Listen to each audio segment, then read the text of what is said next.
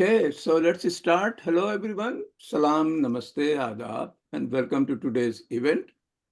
Today, we have a very pleasant scenario. Many speaker and two other many speakers. All are probably colleague. All are English literature related teacher, whether in the university level or at the school level. All are translators. Some of them are bilinguals. All three are from this region, Mumbai, Bangalore, and Chennai region. In the institution, as you see, Dr. Meenakshi Shivram is from Mumbai University, Chennai University, and Christ University in Bangalore. She used to be a lecturer of English literature in these institutions. She is a very well-known translator. She got the Sahitya Akademi Award for translation of Rai Masum Raza's novel, Topi Shukla. She is an editor, reviewer, as well as author.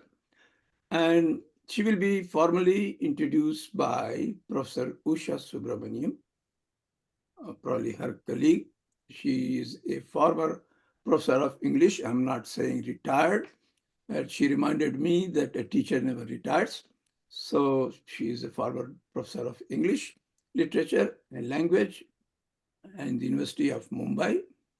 She is a commentator, a columnist, and concluding remarks will be given by Kirti Ramachandran, who is about to join. She is also a former lecturer of English language and literature in University of Bangalore. She is also a translator of many books. So the title and theme of today's talk is Translations, Translators, and the Transportation of Culture when meanings transcend words. So welcome you all. Now I invite Professor Usha Subramaniam from London. Meenakshi. Meenakshi Subramaniam. Sorry, Usha Subramaniam, London. She can tell me. All right. Yeah. Yes, now the floor is for you. Right. Hello, everyone. Let me start by wishing a good morning to our participants in America, a good afternoon to those in Europe, and a late good evening to our Indian listeners. Before I introduce today's distinguished speaker, whom I've known for nearly 2 decades, I would like to thank Dr. Raziuddin for granting me this opportunity to do so. Dr. Meenakshi Shivram has taught English literature at both undergraduate and postgraduate levels at the universities of Mumbai and Chennai, and at Christ University, Bangalore, leaving her mark in all three places. Her PhD thesis was a comparative study of novels written in English and Hindi by Indian women novelists, covering a period of 30 years from 1965 to 1995, examining the contribution of the novel form to the Indian feminist cause. She concluded that the regional language writers relied heavily on American feminist tropes, while their counterparts writing in English were quite conservative and more rooted in their demands on feminism, focusing on the right to simply voice their concerns. Her MPhil thesis was on stylistics, and a subsequent book, Functional Stylistics, was prescribed as recommended reading by the Bombay University MA syllabus. She has co-edited 2 books while contributing to one of them. Post-Coloniality, Reading Literature is a critique of central tenets of post-colonialism, where her own article raises questions on when the past begins and who decides which past gets foregrounded in a post-colonial society, while Locked Tales is a collection of tales, reflections on COVID. At present, she's working on and contributing to and editing a book that looks at Jane Austen's abiding popularity. Her academic articles focus mainly on feminism and post-colonial studies, while she has contributed to entries on Indian poets in the Routledge Encyclopedia of Post-Colonial Writers. She's also an empaneled reviewer for the Hindu and the Book Review.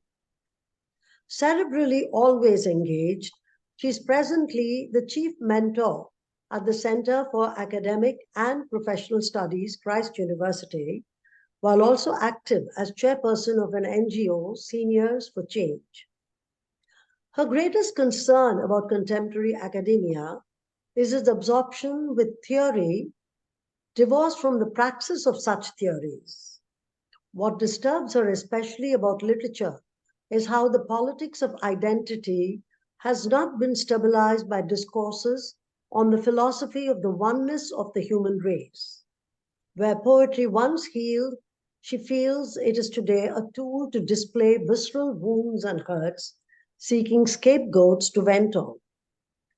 Donning multiple hats, today she's here as a distinguished translator, having won the Sahitya Akademi Award for Translation in 2008 for her translation of Rahi Masoom Raza's Topi Shukla, brought out by the Oxford University Press. She will be sharing her insights on the travails of translation, borrowing from observation and personal experience. My own experience in this field has been very limited, largely technical, but as a language teacher, both French and English, I have observed some of the problems in transfer of meaning from one language to another faced by vernacular students. The primary barriers are syntactical, lexical, and grammatical, but there was also the hurdle of thinking in one language while engaging in another. Understandable at that level, but at the professional, I have noticed some recent trends where, in the name of authenticity and perhaps to retain the flavor of the source language, the target language goes for a toss. Readers who speak but perhaps not read or write the source language might get the meaning in translation, but otherwise it may just come across as shoddy or incomprehensible. Here's an example from an English translation of Kalki's novel, Ponniyin Selvan, where the Tamil proverb, Vedalathukku vaakupattal Murungai Maranthan Eranam, is literally rendered as, it is impossible to refuse to climb on a drumstick tree after marrying a zombie. A reader who's totally alien to the Tamil language will be zapped. This will make sense to only those who already know the proverb, thus defeating its primary purpose. It simply means needs must when the devil drives. What is happening here? Is the translator incorrect, indifferent, or is it a recent trend in translation that I seem to have missed? I wonder. One can never overemphasize the need to think in the language being used. Translators, I feel, need to be Janus-minded to make this effortless switch between source and target languages. This is especially crucial with idioms, axioms, and proverbs. Puns might have been Shakespeare's fatal Cleopatra, but they can be lethal to translators too. Creative co-writer, puzzle solver, actor who's trying to interpret the script. The translator is all this, and above all, a cultural ambassador, bringing different languages, bridging different languages and cultures. A big ask, a tough ask. To speak more on translations, translators, and the transportation of culture, I now invite Dr. Shivram to share her views and generate a stimulating discussion on the subject. Over to you, Meenakshi. Thank you, Usha. Thank you for accepting to make this introduction from Europe. And thank you, Dr. Raziji, for having me here, for allowing me to speak over here. But my first thanks will be to Professor Bodh Prakash. I don't know if he's joined us here, but he was the one who introduced me to this platform. And to all the speakers over here, the different time zones, a good morning, a late afternoon, and a late evening. I'll translate all of that into a namaste. Thank you very much for having me over here. And this is my talk today on translation. I realize that not everyone over here has a background in literature, so my topic and my talk will not be literary. It will also not have jargon. I want it to be an experience for all of us. It is a dialogue that I want to share with you, and for all of us to enjoy the various ways in which ideas come to us. That we are speaking in English. Many of us over here who know that English is not our first language, it really means that we are translating, right, from some language into English. I'd like to share my screen because there are some words which might need some explanation and clarity. So can you see my screen? Yeah. Is that all right? Okay. So 3 parts to this talk: translations, translators, and the transportation of culture. If that sounds heavy, it simply means that we are going to look at the word culture and see how people from one language move that idea into another language, and what do we get at the end of it? How do we know whether what they have moved is right or not right? So here we go.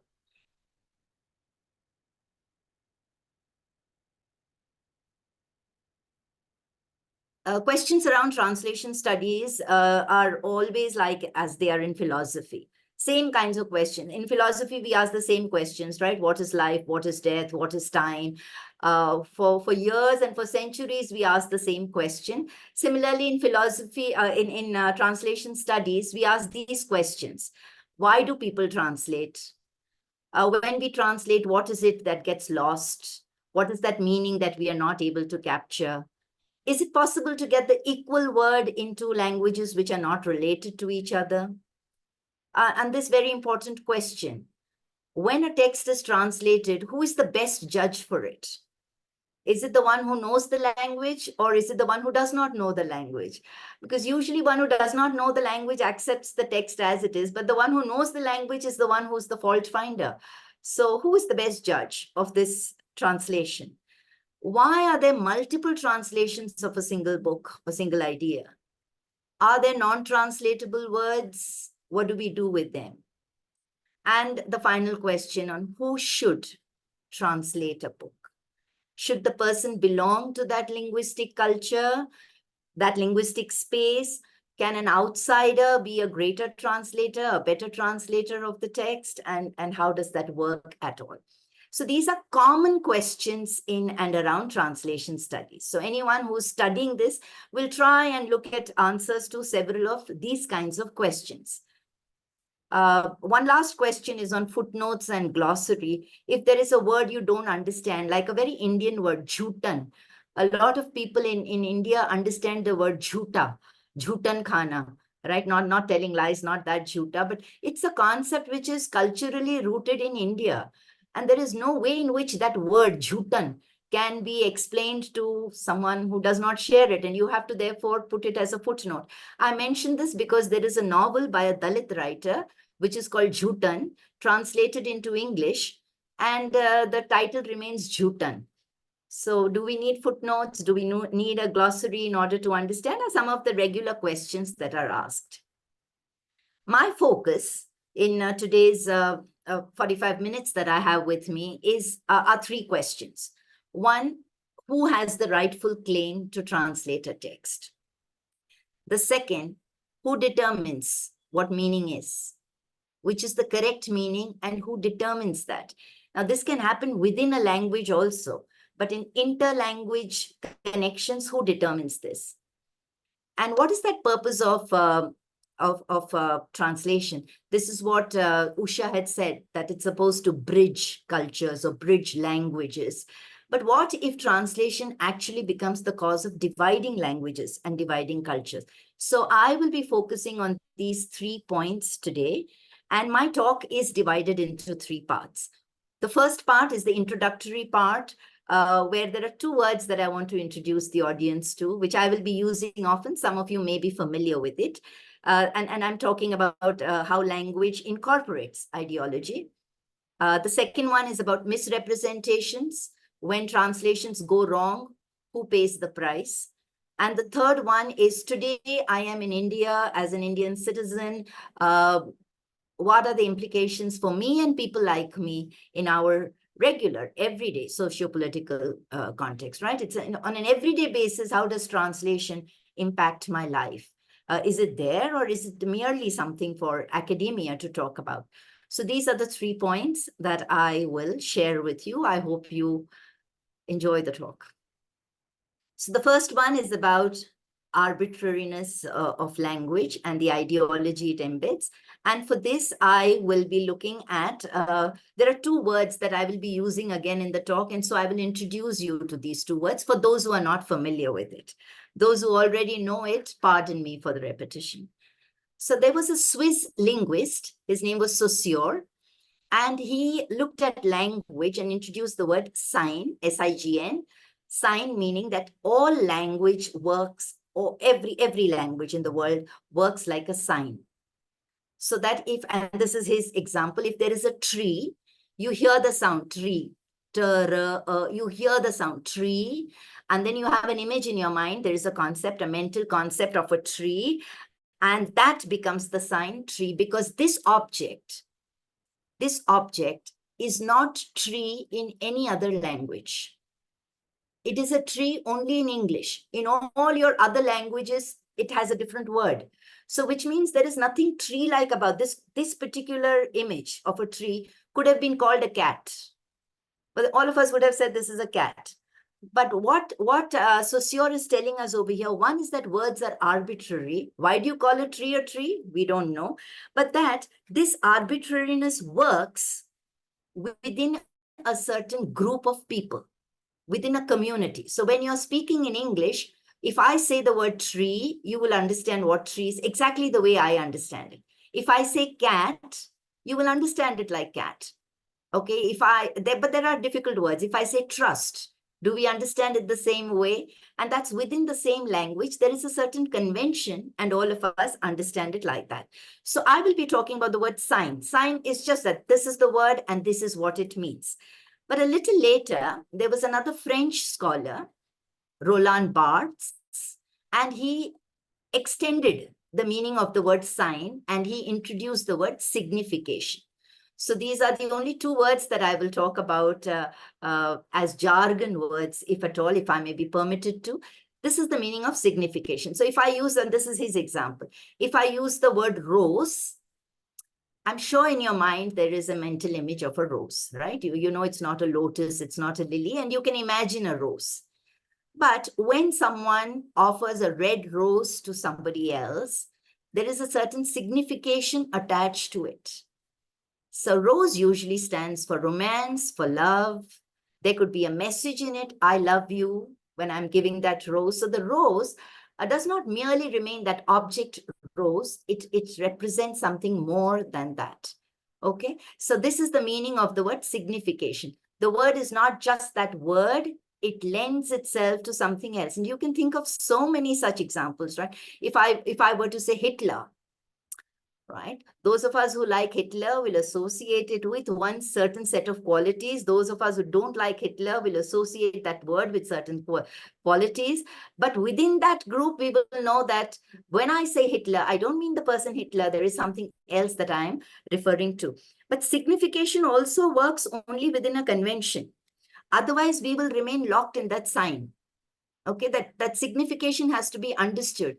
2 or 3 weeks ago, we had this brilliant program here on Hindi music. And here is that, I realized that a lot of us diasporic people too like Hindi music. There's an old Hindi film song. It's a romantic song. And it's a very cliched image, which is "Main hoon Sakhi, tu hai sharabi sharabi." Right? It's an old song.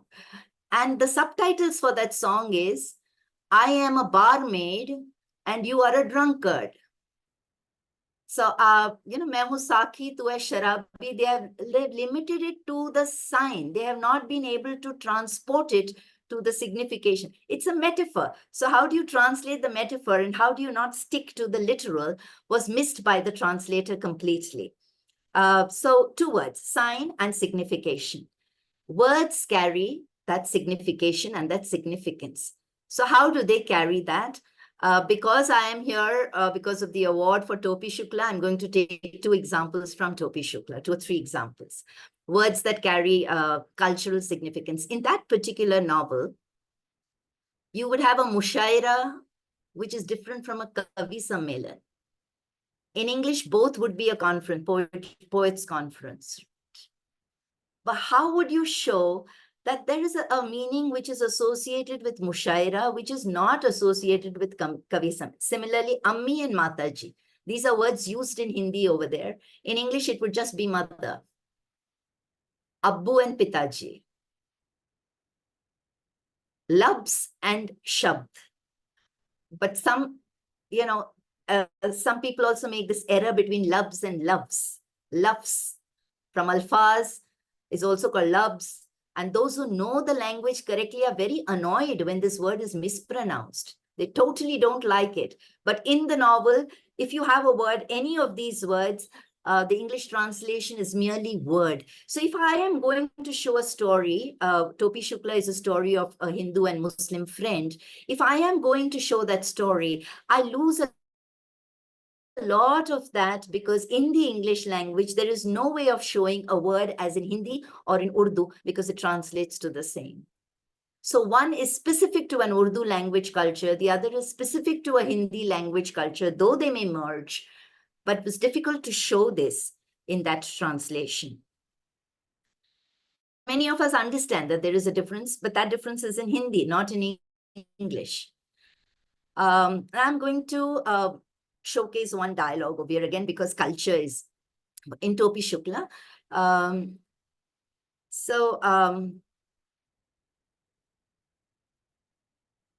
Topi and Irfan, let me just tell you a little about them for those of us who don't know it. Topi Shukla is a Hindu boy. Irfan is a Muslim boy. They are very young boys when they meet. And then many years later, they meet at Aligarh Muslim University. Topi Shukla goes to Aligarh Muslim University. He's a Hindu, but he says, why? It's a state-owned university. Why should a Hindu not study in Aligarh Muslim University? So that is the place I will go to. And then he rekindles his friendship with Irfan. But when they are young, Irfan is being beaten up by some boys. Topi comes and saves him. That's how they become friends. And Irfan says, come to my house. So Topi and Irfan go to Irfan's house. In Irfan's house, there are a lot of people. And one person, his father says this particular line, right? He says, and it's, Irfan Mia, get him something to eat, said the man. Okay, so the words are Irfan Mia, get him something to eat. Did you hear anything? But what does our little Hindu boy hear? You are Mia. You know, for the first time, it occurs to this boy that this other friend, that the person he has befriended, is a Mia. And Mia means Muslim. How do you show this in your translation? If you understand Mia, you understand Mia. You don't understand it, you don't get it. And Mia? Irfan was stunned, like, what, Mia? What is it? Such a common word, no? Are Mia, Ama Mia. So, Irfan Mia, like, what, Mia? What is it? Why are you asking me this word? So then that's explained by Topi. He says, you are Muslim? And Irfan says, yes. And these people, this is my Abu, my Ammi, my Dada. I not ask that. These people also Muslim? Now, this is so beautiful between 2 young people who know, one knows that Mia is Muslim, but doesn't know that your mother, father, grandma, grandpa, all will be Muslim if you are Muslim. That has not, been understood by this little boy. And if you are worrying about the grammatically incorrect way in which Topi is speaking, that is because Topi is speaking not in standard Hindi, but he is speaking in a dialect. Now, how does someone who's writing in English show that this is not standard Hindi? So that is why some of the breaking in the rules over here, you are Muslim and not are you Muslim, that would have been appropriate. So in terms of language, you're tweaking it in order to get to the dialect. But I'm also trying to show over here that if you don't understand the word Mia, what do you do with it, right? So that bit of culture gets transported without its meaning going along with it. One last example from Topi Shukla, because this talks about something that has happened in history. So Topi, he also met a few people during that time. These people would bring all the boys from the neighborhood together and teach them wrestling, teach them to march, to do tricks with batons, and generally talk to them. All of a sudden, Topi found himself getting closer to these people. They took him into their fold with open arms. Then when he learned that these people belonged to that party that had killed Gandhiji, he got scared. Now, this is from the book. If you don't know who or what he's talking about, the translator has to decide whether to interfere or not to interfere, because this is a direct relationship between the writer and the reader. Now, some of us may have understood who is being referred to here. Would anyone like to put it in the chat box? What is being referred to over here? Or just unmute and tell me if possible, or put in the chat box. The Now, RSS. yes, someone has said that. Now, Yeah. if you know it, you know it. If you don't know it, and supposing I put in a footnote or in a glossary, this is a reference to the RSS. What if one day Rahim Asum Raza, comes back and says, I never said the RSS. Why did you write the RSS? Did I mention RSS? Now, knowing Rahim Asum Raza, he would not have been scared, right? There are many other names that he takes directly and boldly in the novel. But over here, there is an implication which will be understood only by people who are familiar with that place, that milieu, that history, that society, and that culture. So you let it be as it is. A lot of young people may not know what this refers to at all, but this is what we mean, that when we are translating, how do you transport certain meanings into another language? This is my introduction. There are only two words that I will be using again, sign and significance or signification. And I will move on to what I want to present today. What I'm going to look at today are misrepresentations. What happens when translation goes wrong? And they don't go wrong deliberately, right? It's not that there is no scholarship, but something is missing. And then we are stuck with it because translations are mostly written. Once something is written, then you're trapped with it. You have to live with it. And how do you demolish an idea which has already taken root in your head? So for this, I will be looking at the Rig Veda. And this is very popular amongst people in the academia. So those outside the academia who may not understand, to make it simple for all of us, this is Rig Veda 10.129, that's the number given. And it is explained in English as the creation hymn. Okay, like most religions have some theory about the origin of the universe. Here is a very short poem, verse, hymn, whatever word you can call, whatever word you'd like to use. This very short hymn has 7 lines. These two are 1 line. This is the second one. I've just put that, the Sanskrit and the English. But this is the poem. It has 7 such lines, right? This is an interesting take on creation. What does it say? Briefly, it says that what came before there was nothing? What was the first thing that came? So we'll assume that if something is coming and it's the first thing, which means there is nothing. But in philosophy, you also say there is nothing. Nothing is also something. So the question over here is, what was there before there was nothing? What was that first thing that came? And then it goes on to explore that maybe that first thing, whatever it was desire. Desire must have been the first thing. And then this particular hymn tells us that the gods came later. So in this particular 7 lines, we are told through the Rig Veda that the gods are not the creators. The creator is not a god, which is very unlike any other myth of creation, and except the Big Bang theory, maybe, right? But there is no presence of a creator over here. And then the last line says, but who is to know? Who is to know? Do the gods know? Does the creator know? Does the creator also know that he or she or whoever was the creator? Who knows? And the last line says, who knows? Perhaps no one knows. So here is a speculation on the origin of the universe in which there are no fixed explanations offered. There is no, this is it. There was a God. And on day one, this was great. This is not like that at all, right? So this is a little different. This particular hymn has been translated a lot by Indologists. Indologists are those who study India, right? Mostly foreigners who are interested in, non-Indians who are interested in studying India. So now just look at the line at the top, Rig Veda 10:129, creation hymn. This is what it is called. These are the Indologists. There are many. I'm taking some of the key ones so that if you wish to know something about this and you go to Google and you just put down, right, Rig Veda, these are the names it will throw up. You have Max Muller, very well known in India, but ironically, he had never set foot in India. Okay, someone who never came to India is someone we treat as an Indian expert. Then in 1888, the Rig Veda was translated by H.H. Wilson. This is a copy which is available by H.H. Wilson. Very often, this is the one that gets circulated.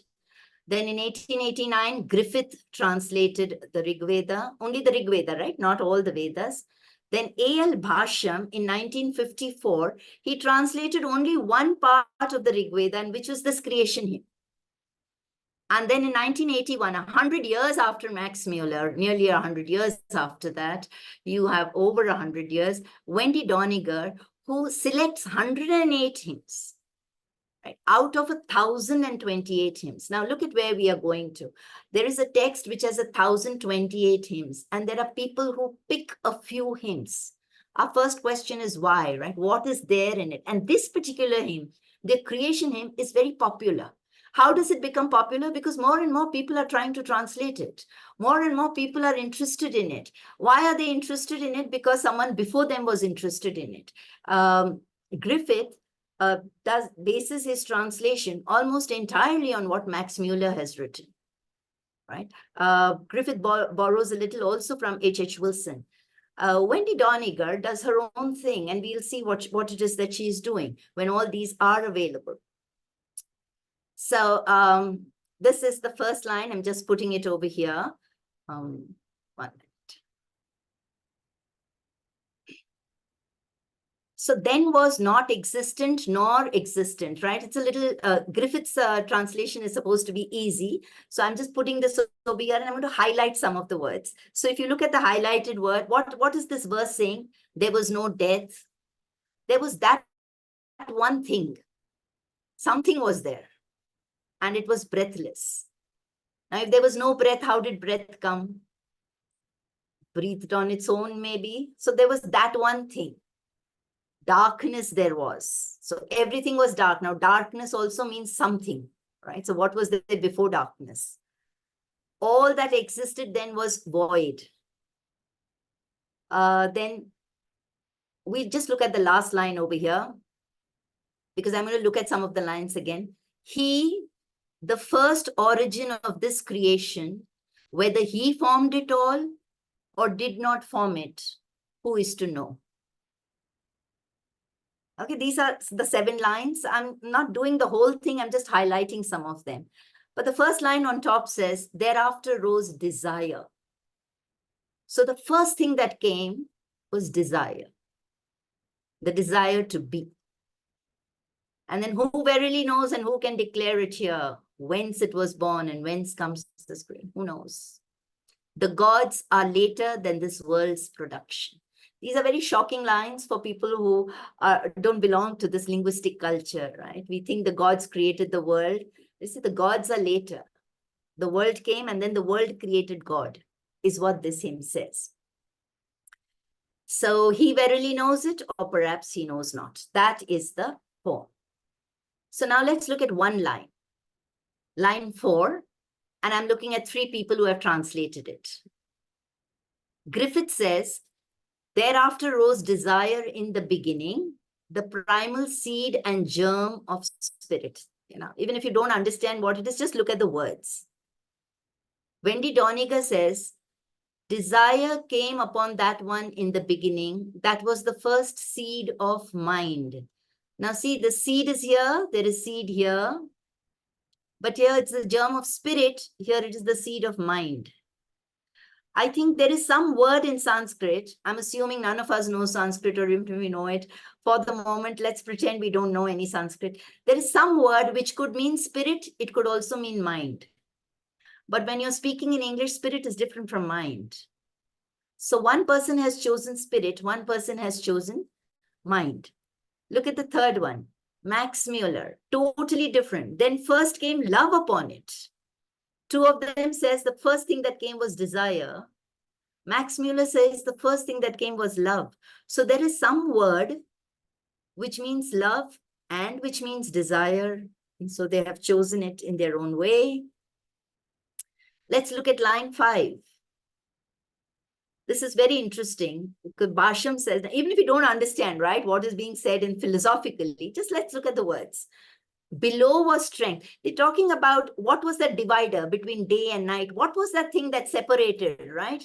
One from the other, darkness from light, day from night. Below was strength and over it was impulse, whatever that means. But there was something below and something above. Wendy Doniger says the exact opposite. There was impulse beneath. There was giving forth above. Who do we accept? They're all scholars. And look at H.H. Wilson. I mean, there is nothing in connection. This is the same lines they are translating. Absolutely same lines. H.H. Wilson says, some were shredders of seed, others were mighty, food was inferior, the eater was superior. It's the same line. But there is something about below and above. There is something about inferior and superior. Something happening over there, right? But these are scholars who are interpreting it in their own ways. Max Mueller says but he uses the word seeds over here. Then seeds were sown and mighty power arose. Nature below, power and will above. Nature below, power above. Here, strength is below. In the first one, strength is below. In Max Mueller, power is above. So some power game, some superior, some inferior, but all these scholars did not consult one another, or they thought they knew better, and therefore they may have consulted and then may have corrected it, right? Say, no, this is the correct interpretation. What is a reader to do? A reader who does not know Sanskrit and wants to know what this verse means. Now, if you get into the internet, you'll find these translations, right? Mostly. There are other translations, but these are the powerful ones. Our academia is run by these scholars. Okay, these are people whose works get prescribed. So let's look at line 7, and that's the last line that we are looking at. That's the last line, and this is my important point over here. Griffith says, he, the first origin of this creation, whether he formed it all or did not form it, he verily knows it, or perhaps he knows not. This is simple. Same with Max Mueller. Last line, he knows it, or perchance he knows not. MacDonald, I've just introduced another one. He only knows, or happily he may know not. Okay? Basham, he knows, or maybe even he does not know. When you read this, at the end of it, you get an idea of what that verse is telling us. But here, somehow the last lines, everybody seems to be in agreement with. And that is my point over here. Let's go back over here. Do you notice that everywhere, everyone is saying he knows, or perhaps he doesn't know. He knows, or he doesn't know. But if you look at the Sanskrit, there is no pronoun, no mention of the pronoun he in this Sanskrit version. To this linguistic culture, the creator is not a he. So why is it that all these scholars, Griffith and Mueller and Barsham, and all of them call the creator he? See how blind-sided they are? Because they are coming from one language, the culture of that language, the politics and religion of that language, which takes them into this other linguistic culture, and they bring with them their baggage. For them, the creator is a he. There is no he in these lines at all. You can check this up on your own. I'm just going to put the first few words over here. Iyam is this. What this line says is perhaps that or this person, this object, this or that one knows or that one does not know. That's it. This one knows, or maybe this one does not know. That power, maybe that power knows or that power does not. It does not say he. And this is what I wanted to share with you here today on misrepresentations in translation, consistent misrepresentations in translation. If translator after translator says he knows, he does not know, maybe he knows, then you're not questioning that he. You think that that word he is there. But if you were to go just step outside the academia, and there are many scholars of Sanskrit, if you sit with any one scholar outside the academia and say, what do these lines mean? Is there a he over here? There is no he over here at all. So here are some questions that I would like to raise based on this translation. First, why is it called a hymn? A hymn is actually a prayer. In what sense is this a prayer? Are we saying, God, give me this day my daily bread? What is this? Is not a prayer. This is a philosophical exposition. Why call it a hymn? Because the Rig Veda is seen as an equivalent of other religious texts. Other religious texts have hymns, prayers. So this will also have hymns. Can you see, what I'm trying to show is the translator and the role that the translator plays in transporting this. This is not a hymn, because in the text, another word is used. It is a suktam. If you remember, I pointed out 10, 129. So 10 is Mandala 10, Suktam 129. There are 1,028 verses, of which this is in Mandala 10. Which is the last mandala. Mandala is that which goes round and round and round. Remember, the Vedas were spoken and then they were not written. And then it's a suktam. So if you were a translator, if you had to footnote, you would show how a suktam is different from a stotram, is different from a mantra. It is not a mantra, and therefore you will not use the word hymn. You may have just kept it as suktam. You should have retained that if you were a translator who understood what this meant. So some of us can go and find out what a suktam is, but this is not a prayer. Why is the creator referred to as he? I mean, who granted them that permission to change the pronoun over here? And we have pronoun wars today.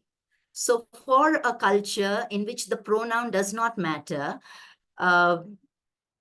gender does not matter, why is that gender being brought into this and several of the pieces of the Rig Veda? Why is there no dialogue with that group of people who are reading this differently? What kind of scholarship is this that ignores or disregards available information? This information is now available on the net, right? Every word some Sanskrit scholar would have translated it and given it to you.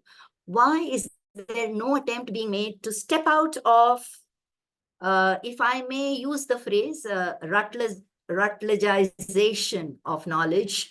Anything that comes from Rutledge becomes great knowledge. If you can step out of that and just see that, or Swami Sarvapriyananda is in Los Angeles, pick up the phone, just talk to him, just ask him, what do these words mean? Is there a pronoun here? What is being said in this particular suktam? Just pick that up and ask. So what is the process of selection involved in choosing some of the hymns? When you choose it without a context, what happens to meaning? because this is a continuation. It's not just one verse out of somewhere.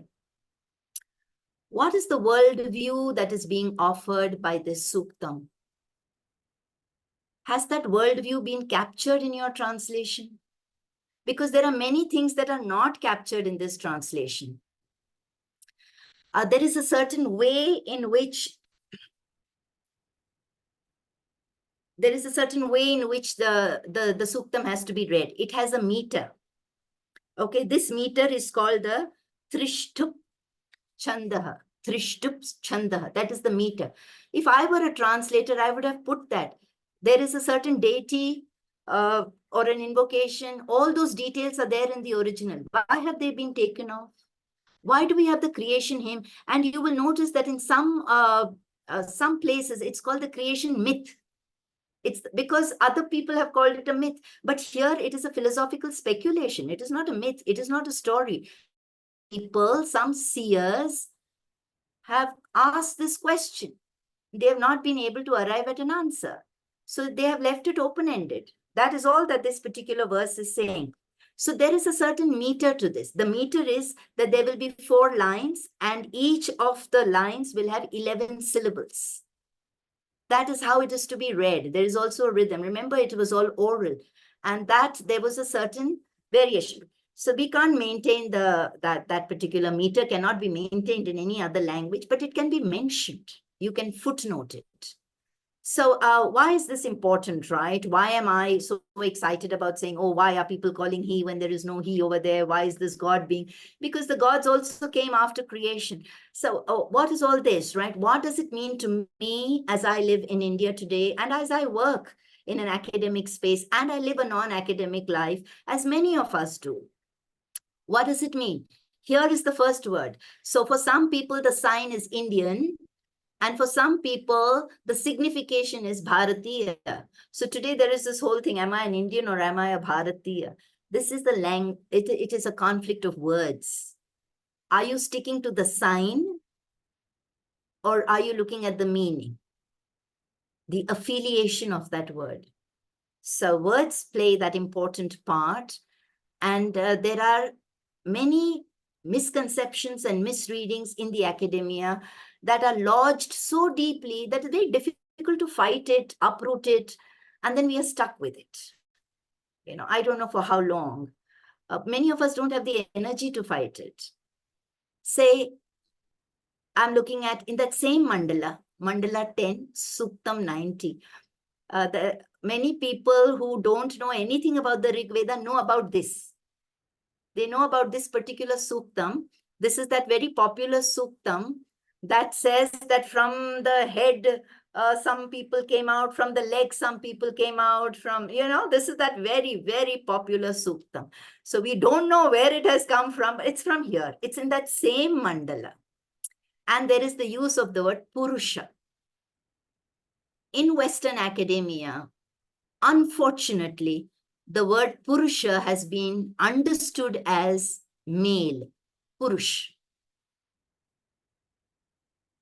Purush is seen as male. There is the concept of Purush and Prakriti.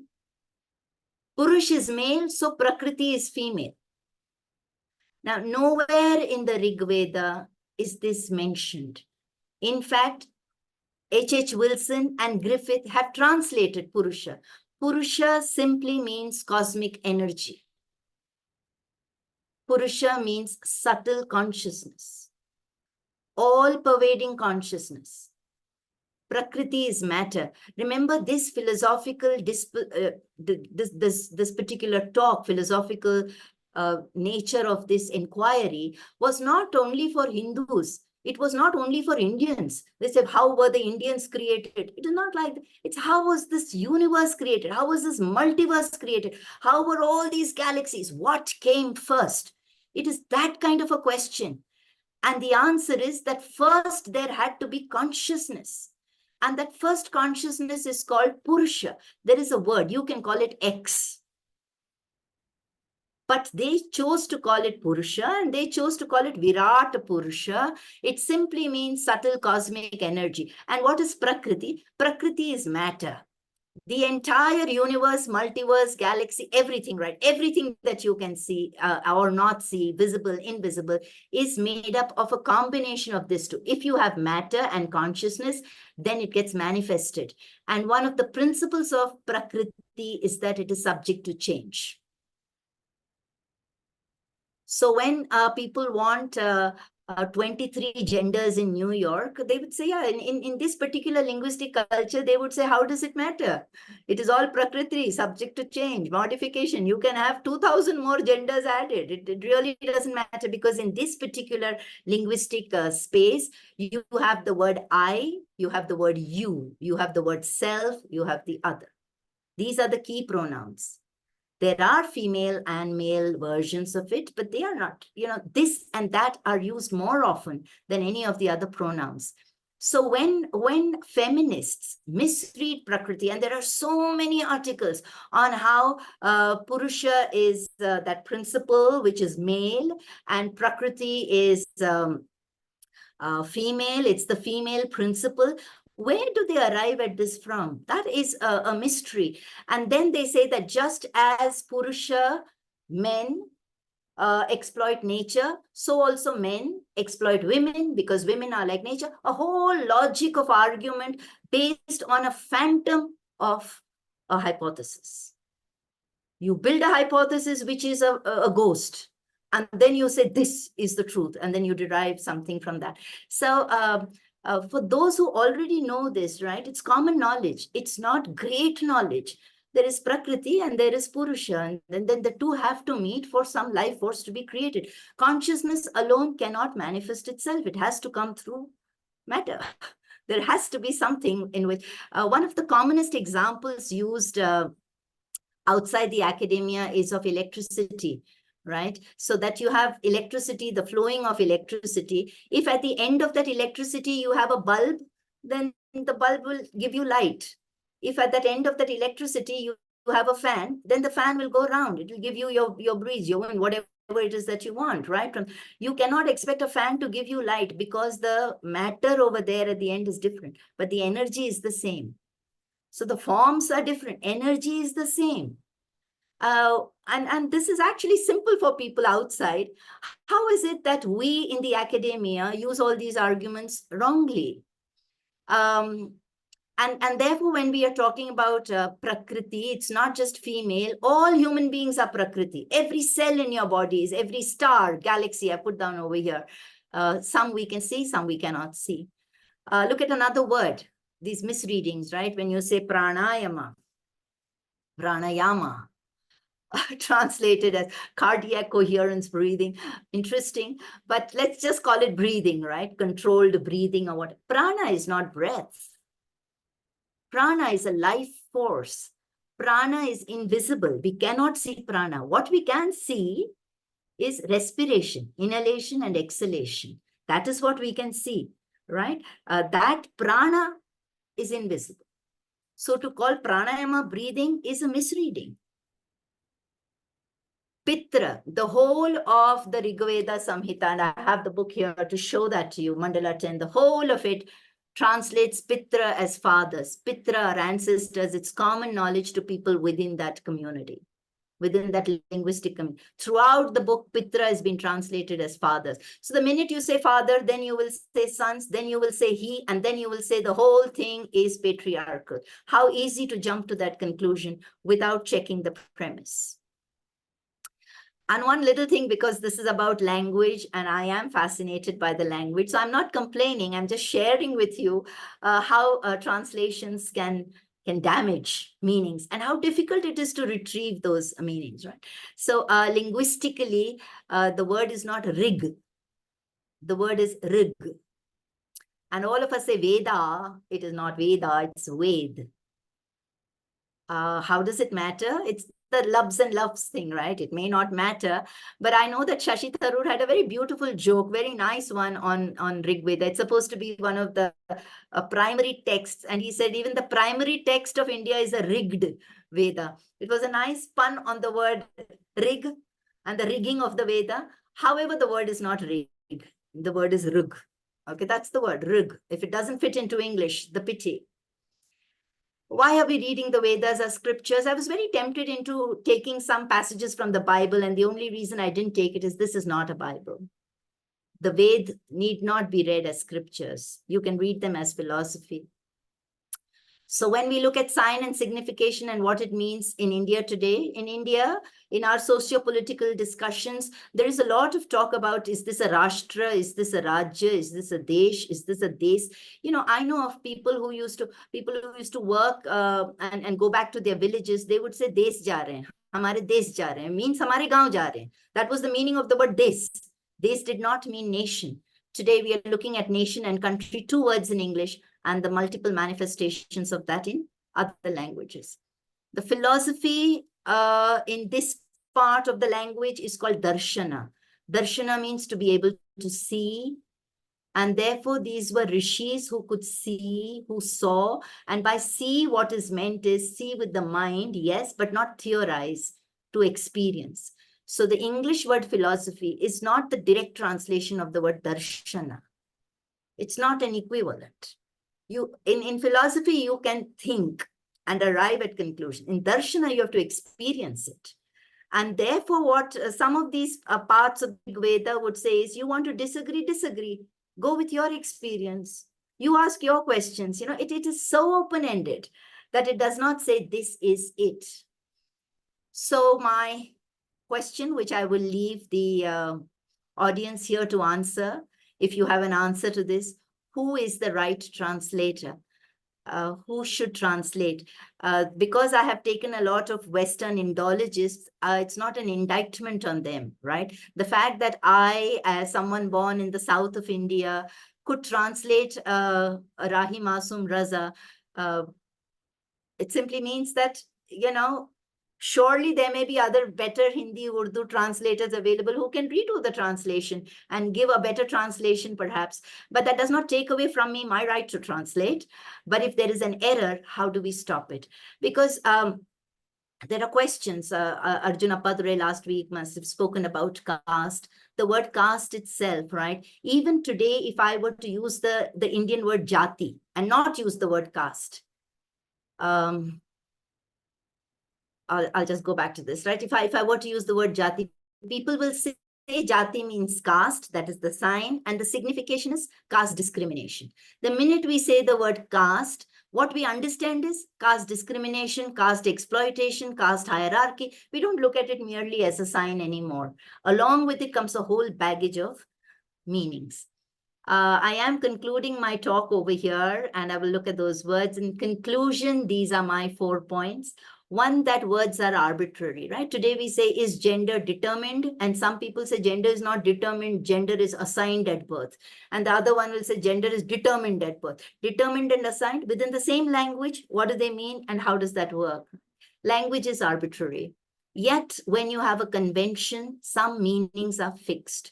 It is not so arbitrary that you take whatever meaning you want to out of it. Some meanings are fixed. But when these fixed meanings get distorted, and when those distorted meanings remain in our minds, and those meanings become knowledge, what happens? How do we retrieve the original knowledge? How does one fight centuries of a Griffith, a MacDonald, a Wendy Doniger? How does one fight? Where does one begin? Not to fight in terms of have a contest. How does one retrieve the meaning when the meaning has got so entrenched in because of translation into one language? How can this recovery process be initiated? So translation was supposed to bridge two languages. My example over here shows us that translation is actually the cause and the source of the divide between two languages. The two linguistic cultures have actually been divided because of this translation. Had the translations merged, there would have been some kind of a clarity on what the Rig Veda was saying. So what happens to this kind of academic scholarship when it is so powerful and its hegemony will not let anything outside its boundaries to come in? You will not listen to any voice that comes from outside, except to the voices that are created from one book to another. I quote you, you quote me, I publish you, you publish me, because translation now is entirely in the hand of academia.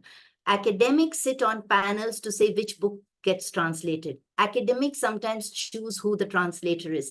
Academics review books. Publishers depend on academics to suggest books. Now, if so much of translation is going to happen within academia, I'm glad Usha just mentioned earlier that it is thrown open to the public. Let's throw open translation to the public and have the pleasure of plenty. So with this, I would like to thank all of you for patiently listening to me. This is my contribution for this evening on how, maybe I'll just add one more example, right? Because I want to end it with an example, something that will stay in our minds, because I use the word transportation of culture. And as someone, I want to take a very domestic example, a kitchen example, right?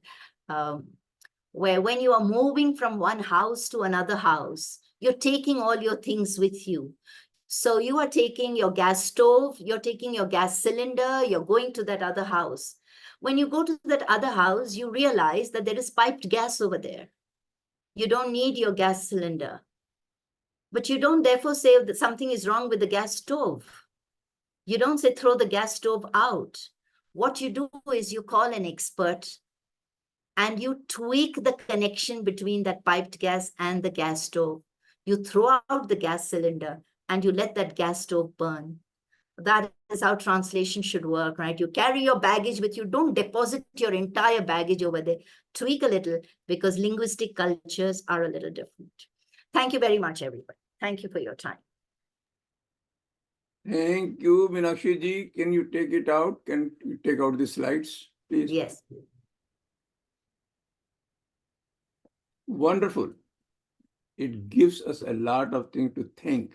You made the whole, this is a real classroom and we are learning very, very deep. All these questions, it raises a lot of questions. I am sure people will ask. And now let's get Kirti,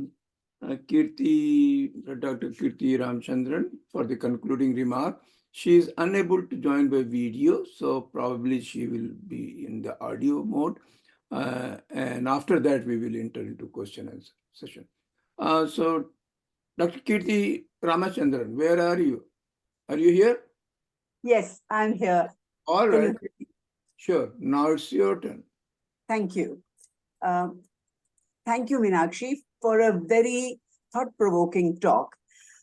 Being a translator myself, you have given examples from very, very deeply philosophical texts translated from a culture which is supposed to be one of the oldest, which is one of the oldest in the world, into a language which is a much more recent development. And my question to you would be, why have Indian scholars, and there are more than enough of them, who have not translated this Veda, the Rig Veda, into English and tried to correct all the misconceptions that have been created by people as young or as recent as Wendy Doniger? I'm sure if we look at the translations from Sanskrit into most of the Indian languages, and English is one of them, I admit, but into, let's say, Hindi, Urdu, Tamil, Malayalam, Telugu, Gujarati, Maithili, Marathi, Kannada, I'm sure there will be interpretations rather than translations about who should translate. Now, this is a very, very tricky question. And I really do think that familiarity with the source language and the source language culture is far more significant than knowing every phrase, idiomatic expression, dialect, variation of the region, of that source language. But what one needs is the ability and the confidence to use the target language, to mold it, to shape it, not distorted when we translate. Now, the most difficult task at that point for a translator is to translate dialogue into English. I have encountered this problem every time I've taken up a translation, where the dialect is not ungrammatical. It is not a variant. The dialect has a system of its own, a linguistic system of its own, a grammar, a vocabulary, a syntax. But when we put it into non-standard English or non-grammatic English, this is not fair. I believe definitely that we can do inversions, yes. What my own feeling is that we need to develop an acceptance for an English that is commonly heard on the streets, that is spoken. How many of us say, isn't it, as a question tag? That's strictly not grammatical. How many of us don't say, you're coming? Because the intonation suggests the question. These things are acceptable, but a lot of the other variations or deviations of grammatical structure in English, in the target language, are questioned. And I sometimes don't dispute that, because every language has its own dharma. Every language has its own rules. And so when one translates into that language, one needs to follow the dharma of that language, right? Otherwise, it would be completely pointless doing a translation. To give an example, you said that all of us agree that English is not our first language. Yes, we have a mother tongue, which is supposed to be our first language, but all our intellectual, academic activity is conducted in our first language, which is English. Now, and we translate from our mother tongues into a language that we have acquired, which is not our first language. Whereas when English people translate, or Europeans translate, for example, now forget them. Look at Jhumpa Lahiri. She's translating from Italian into English, neither of which are her first languages. And she's done a very good job of it, apparently. How are we to know? Sorry? How Okay, are we to know? How do we know Homer was translated well? How do we know that any Russian novelist, Crime and Punishment, was translated well? We never ask those questions, do we? Now, the person who decides is the reader. If the reader enjoys a translation, if the reader finds value in that translation, value for the money that is paid for the book, as well as the experience of the novel. I think that is my idea of a true judge of a translation. And if I want my readers to enjoy the experience of the original as much as I did, then I will go out of my way to make that available to the reader. Now, coming to the question of pronouns, proforms. You know, I translate from Marathi, I translate from Kannada, I translate from Hindi, and from Konkani. Now, there are none of these languages use a proform. Very often, it is missing. Unless you put it in, it does not make sense, because English has a structure: subject, verb, object, complement. If we don't follow that pattern, it makes no sense. So this is a basic difference between the structure of languages, which the translator must keep in mind if it is to be intelligible. So this is what, these are a few thoughts that I had when I was listening to you. To give you a couple of examples from the stories that I have translated. You know, from Gangadhar Gadgil, one of the best-known Marathi short story writers, he talks about Kidleli Mansa. This is in Marathi. Kidleli Mansa. You know, kidla is when you have these whole grains and they have these little black insects in it. You say, te kidlela hai. Now, people who have that little insect, that weevil, that within them, are referred to, are compared to metaphorically to these grains. All right. How do you translate that into English? They're not rotten people, because rotten implies decay. Then now they all live in a chawl in Mumbai, and for them, their own little lives and their chawl was the shivneri of their existence. Now, nobody who doesn't know Marathi will know what shivneri refers to. Shivneri was the stronghold of the Maratha Shivaji Empire. Now, what do? You can't leave it. But then I chose to put in an explanation within the sentence, within the translation. Because unless you say it was the epitome of Marathi culture, the shivneri of their existence, it makes some sense.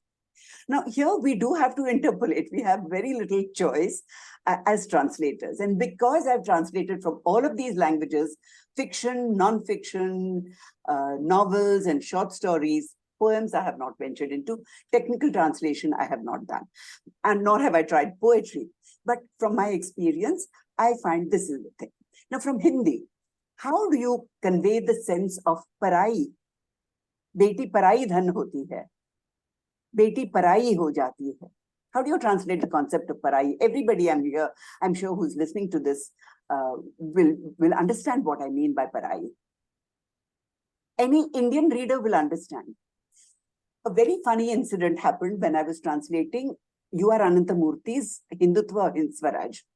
There was a sentence he had used that activists like Medha Patkar and others will tuck in their sari pallus and get ready for the fight. So I translated it like that. Now in Marathi, you would say, Padar bandhun ubhya rahelya.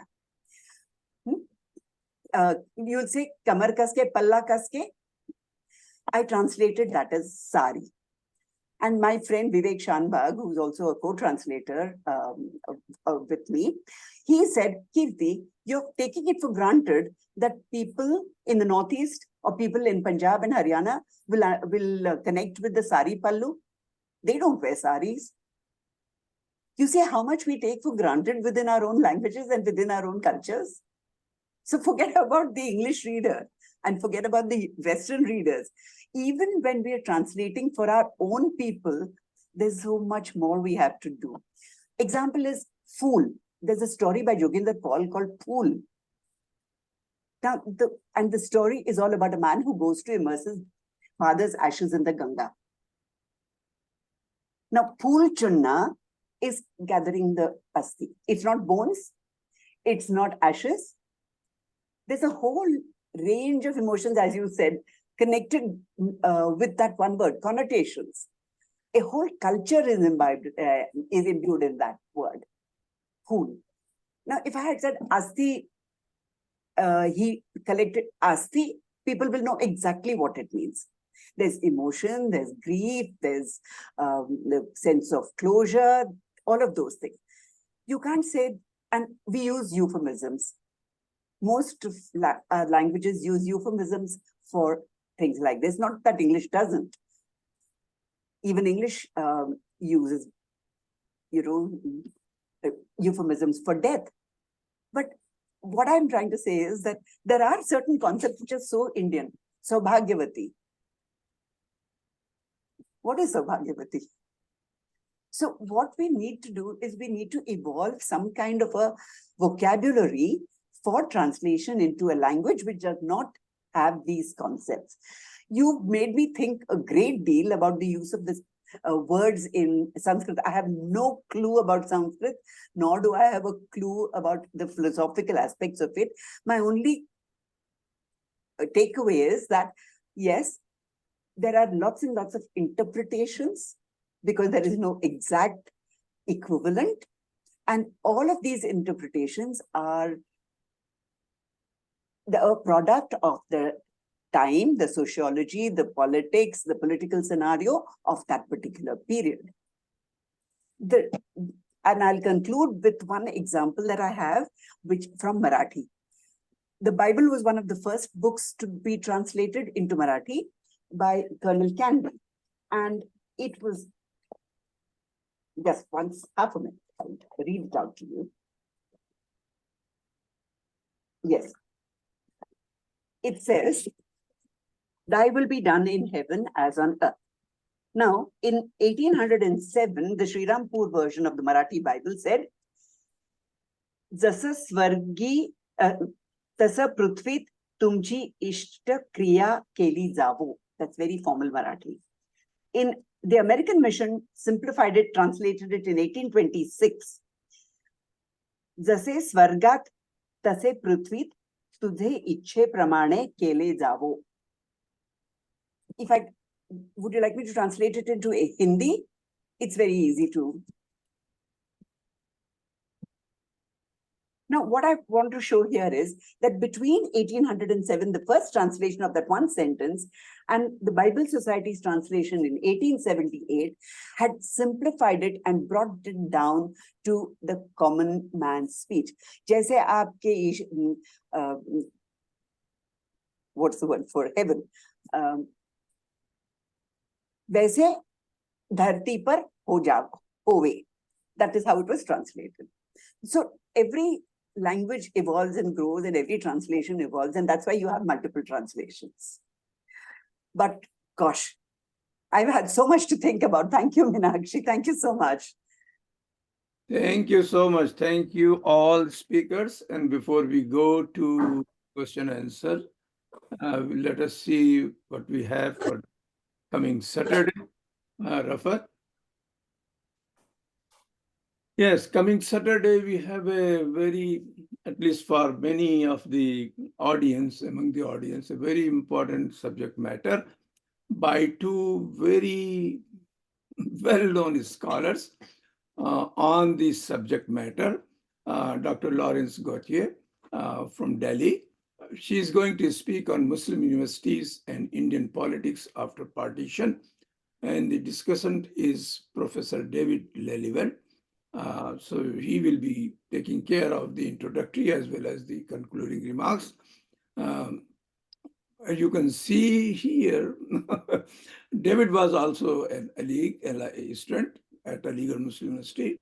Gautier lived in Delhi for long.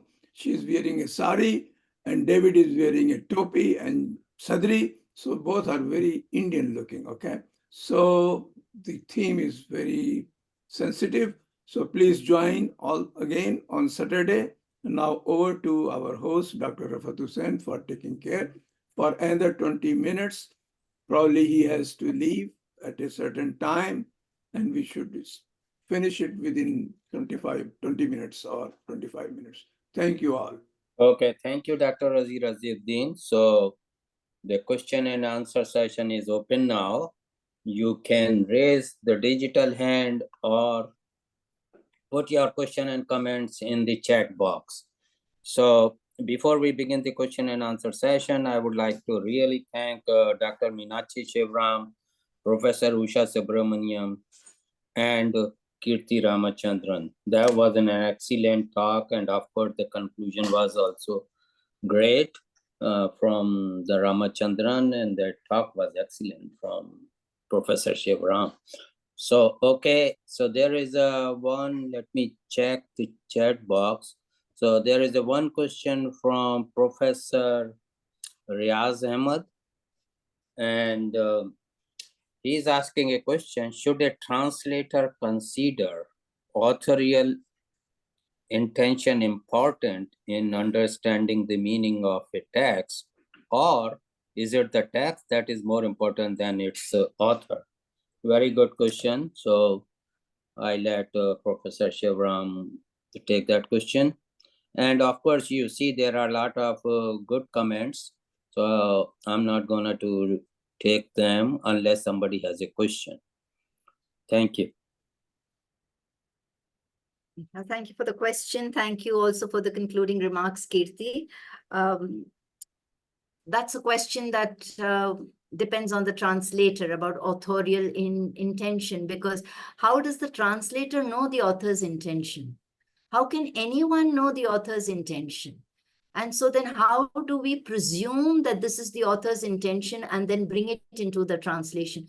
It's not an easy question to answer, but while one is translating, does one interpret? I guess one will interpret, and one, as someone has said, we will come with our biases. We read texts individually. Many critical thinkers have said that once the writer finishes writing the text, then it is up to the reader, right? The reader does what he or she or they want to do with that text. So authorial intention, no one knows unless the author is alive and then the author is interviewed and then the author is asked the question and the response is recorded. How will you know what the author intended? And how can you presume to put it into a text? But when you're translating poetry, I'm guessing you're interpreting it and doing it. You think this is what the author meant, is what you would do. So very difficult to answer that question, but you play it by the ear when you're translating. Okay, the next question is from Nikita. I hope that answers, yeah. Nikita. So Nikita is saying that it also goes around the other way, doesn't it? English words also come with an army of concepts that are not there in the non-Western culture. The West is not worried about explaining itself to us. It expects us to learn about them. Perhaps we can do the same and leave it up to the reader to find out the meaning and simply tell our stories as we do, without worrying about the whether an English reader or a foreigner will get it or not. The story itself will convey so many cultural connotations. My question is, do you think that as a culture, there is a double pressure on us to explain ourselves when we translate our stories as well as understand the West as we read theirs? Why should we bother with anything then, Nikita? Why bother with anything at all? So when one is translating, one is not bothered about readership, right? One is looking from one text to another text. That is what one is concerned about when one is translating. It is not making a point to the West. It is not telling the West that, listen, this is our text and we are giving it to you in your language. I don't think that is the mission in any translation. In what I have tried to show over here is that why is it that let's say there is a poem by or let's say there is a story, right, which we all like. Let's say there's a story by Tagore. Why will 10 scholarly people from the West translate that story, the same story? I know that Tagore's Gora was translated, and then there's one senior translator did not like that translation, and therefore he translated it again, and that is the translation which a lot of people use today. Anand Math is a novel which is not been translated well at all. So there can be many translations. It's not like letting the other person know, you don't care about us. Why do we care about you? We have to care. In India, with our languages, we have to care because it has been misrepresented, and the misrepresented meaning has got currency. The misrepresented meaning is now being accepted as the correct meaning. So maybe in a story, if you think that some characters have been misrepresented, you're okay with it. But if some slice of your history, some slice of your religion is misrepresented, then some recourse to correcting it should be available. And that is similar to the kind of question I think that also Kirti has asked, what are Indian scholars doing, right? Why are Indian scholars also not jumping into the fray and translating? That was her question as well. These are my thoughts, Nikita. I hope that answers your question. Thank you so much. And another comment or question is from Vijay Sagar. Given that the Sanskrit texts were inaccessible to most of mankind, to think of how these translations open them up for everyone to engage with. I don't know if it is a question or comment, but if you find something to say, please go ahead. For whatever reasons, people have sidelined Sanskrit for a long time. For whatever reason, Sanskrit is today seen as a difficult language. It is seen as archaic language. It is seen as language which is not in currency. There are historical reasons for this, obviously. But today, everything is available on the net. If there's anything that you want on your little mobile phone, every word in Sanskrit is available for everyone to know. Thank you. Dr. Nazir Ahmed.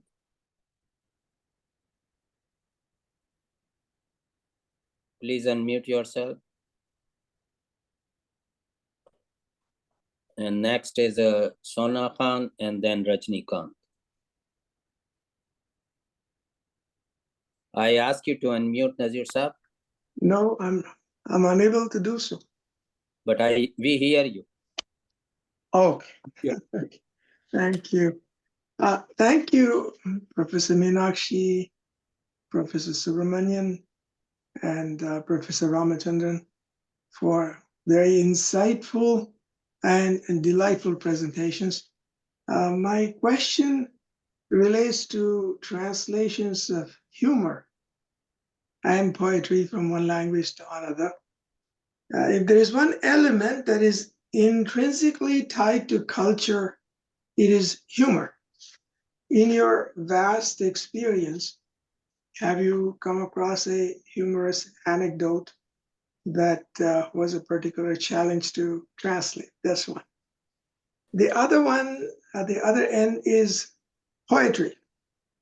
After all, a translation is not merely a mapping of thoughts from one mind to another. It's also a sharing of feeling, emotion, experience, and essence. And as such, it necessarily involves filters of grammar, syntax, meaning, culture, history, logic, assumptions of space-time, the arrow of time or the flow of time, the principle of objectivation, the translator, and the reader. So would it be correct that the minimal objective of a translation is to communicate and to share, and that human desire and the mandate to build a tree of knowledge that embraces all cultures, all languages, and all people? Would you prefer for someone exclusively to answer this? Would you like Kirti to answer this? Kirti, would you like to take this? Anyone, all of you are such learned people that Well, I'll begin I would then learn. about, the translations of humor, very, very difficult. Words that pun, very difficult to translate. In Topi Shukla, there were tons and tons of examples of humor that just went down the drain like that. Pun, words that are pun, the word sharif, for instance, he says, ye sharif hai, wo sharif hai. He's talking about sharif and badmash. And then he says, and then us sabke upar Bihar sharif. And he makes a pun on the word Bihar Sharif, which is a place. Now, how do you work on that pun? And when you're reading it, you're, to yourself, you're laughing because it's so funny. It is so cute. And then what do you do with it? You explain the joke. And when you explain a joke, the joke is all lost. So very difficult for me, especially to translate humor. Unfortunately, however, many novels of recent times don't have humor. I don't know what's happened to our world. Humor is so sadly missing. So we don't have humor anymore in any of the serious novels that one looks at. And poetry, minimal object is to share. The minimal object is to share. I agree with you.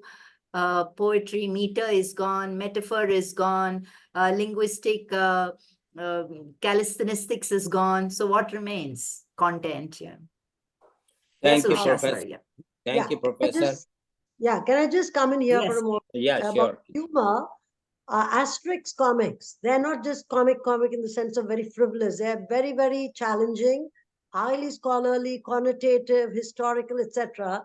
But I think they have been very effectively translated into English, retaining the humor of the pun, the references, allusions, etc. So it's very challenging, but it's not impossible. That's what I'd like to Also say. sister languages, when you are doing it from within a linguistic family, it's easier to move it like that. If you had to shift it into a Hindi, I don't know how much of that humor would be. I don't know, but because, for example, French and English, in French, when you say in English to take French leave, it means to go take leave without permission. In French, it Yeah. is filer à l'anglaise, that is to slip away like the English. So, If I may make a quick comment in here, see, not all languages are alike. I've done translations from English to Urdu and Hindi and Kannada, and in my old days in French also. For instance, in Arabic, when you say ism, a noun is not just merely a noun. It is a noun, a pronoun, and an adverb all at the same time. So, not so in English. What happens is the nuance of the language and the culture takes over. My ultimate conclusion in translation is that there's no such thing as a translation. It is merely a mapping and an attempt. You do the best you can, and you hope that you have succeeded.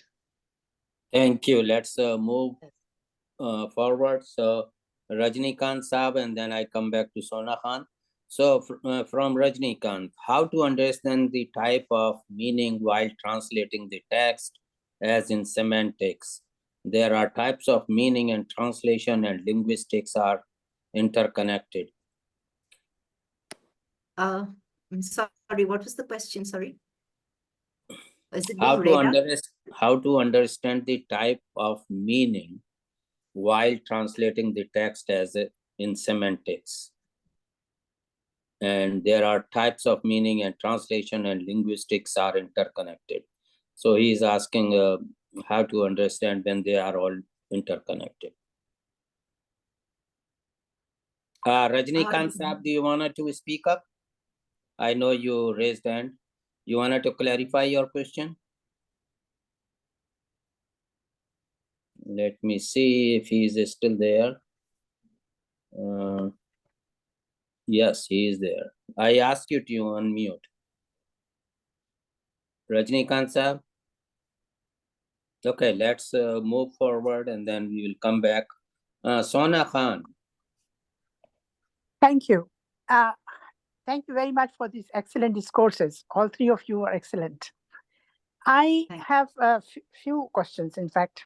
My first is that now the new regime in this country, judicial regime, is going to be set as such that all judgments of the Supreme Court will have to be translated into regional languages, whereas in all regions, the local language, for example, Gujarati in Gujarat, Tamil in Tamil Nadu, are languages of the court up to the district level. Thereafter, when they go to High Court, English, they switch over to English.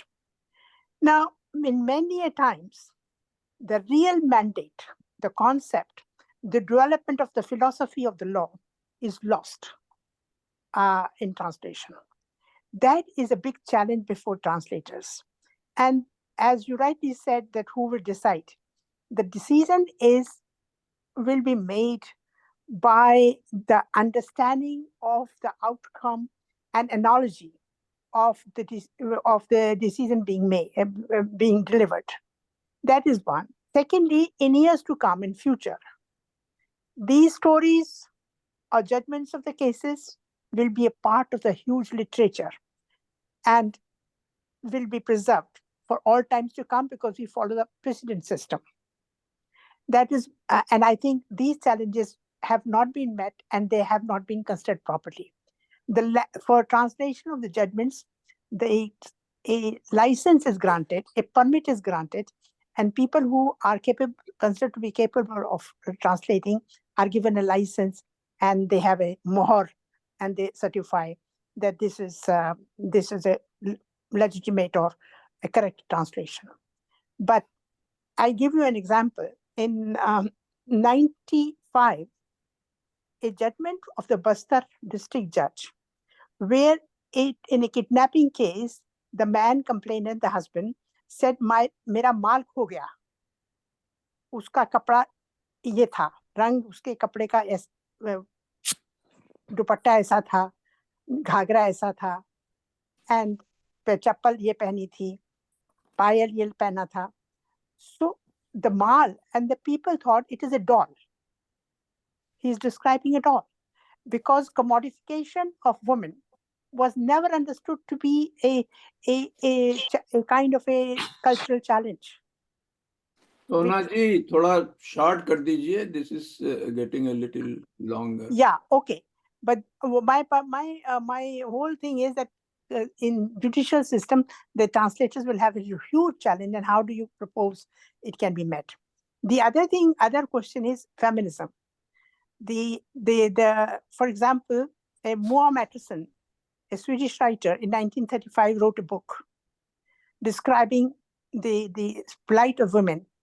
And Sweden did not participate in the Second World War, so therefore they concentrated on industrialization, and as a result, women were getting jobs and they were getting income. So the status of Swedish women became very, very high, and the feminism came along.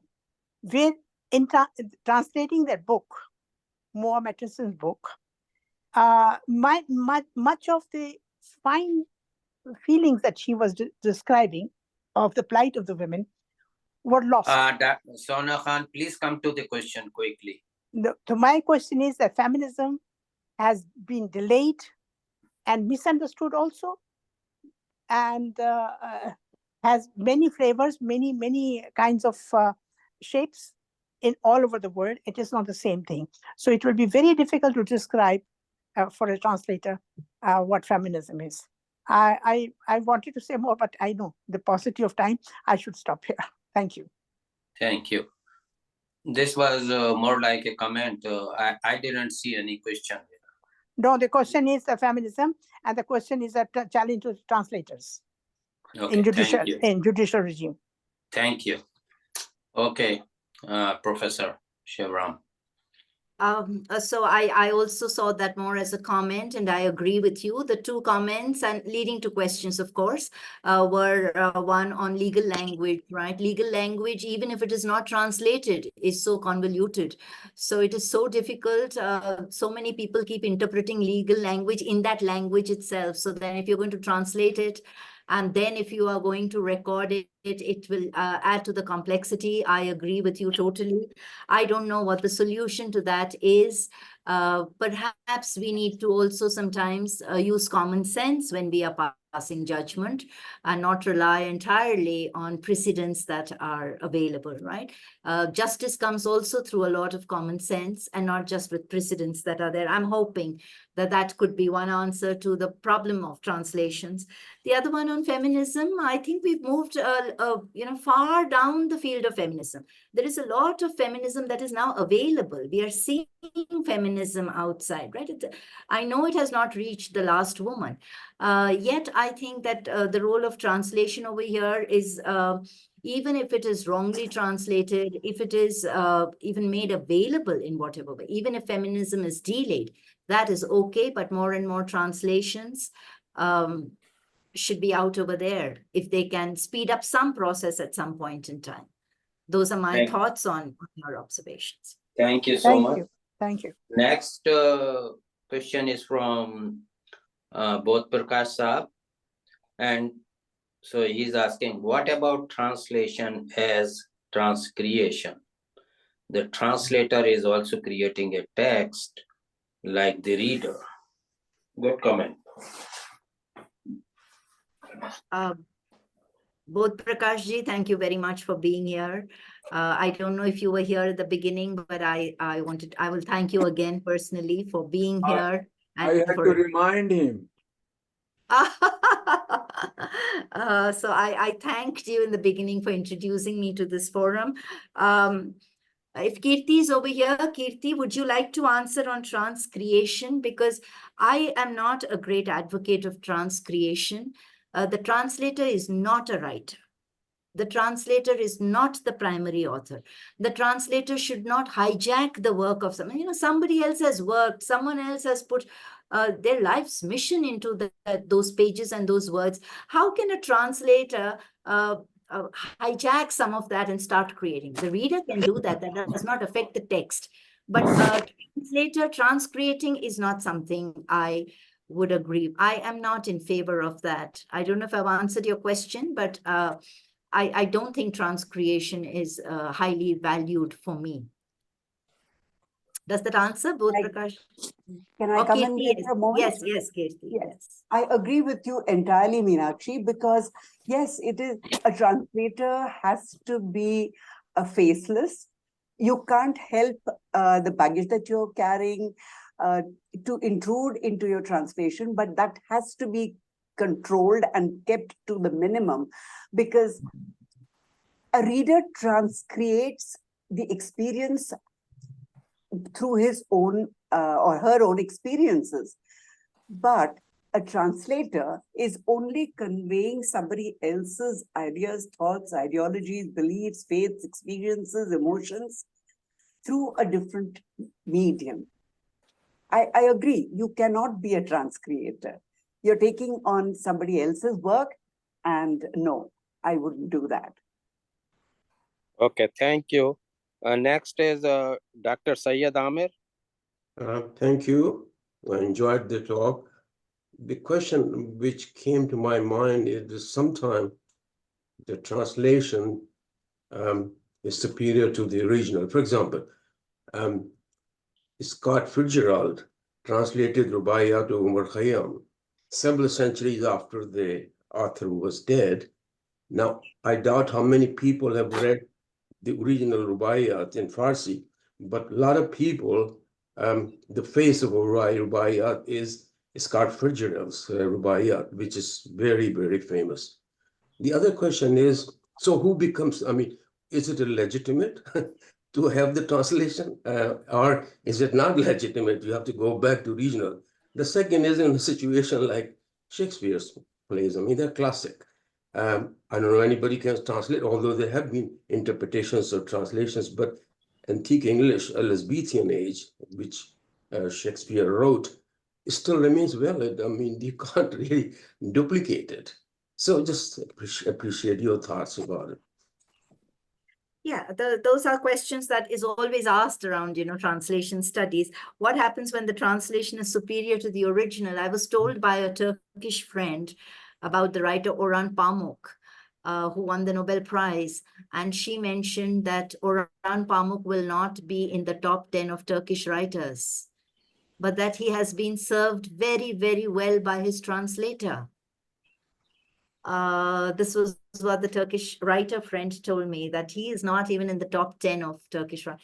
Now, who is to know really who decides? But Orhan Pamuk is the Nobel Prize winner because of his translations, which were available in English. Yeah, sometimes translations do a good job. So I don't know whether that writer transcreated. I have no idea.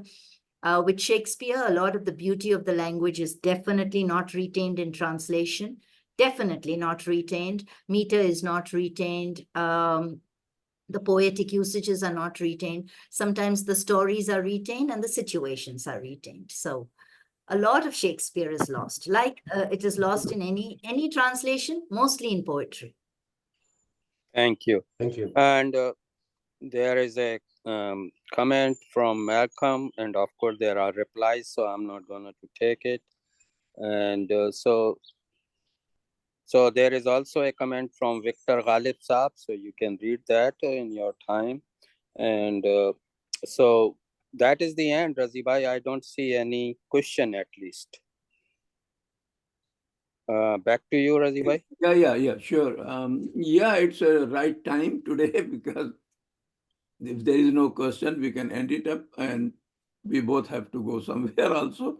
So But you don't have a question? I have one comment regarding the translators.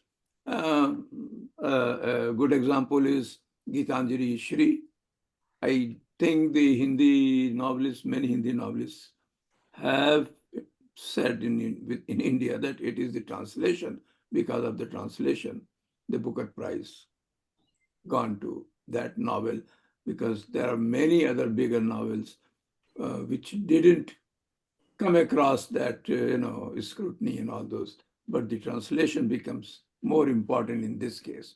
So this is just a comment, but it is true that it is impossible, almost impossible, to really put the same spirit of a novel or a book into other language.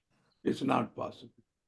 So in this similar lines, so Victor Ghalib Saab said that no translation of Quran is available, only the transliteration and tafsir by scholars. That's true. Quran itself describes few words, concept, images, sign as a Yeah. illogical that only God knows.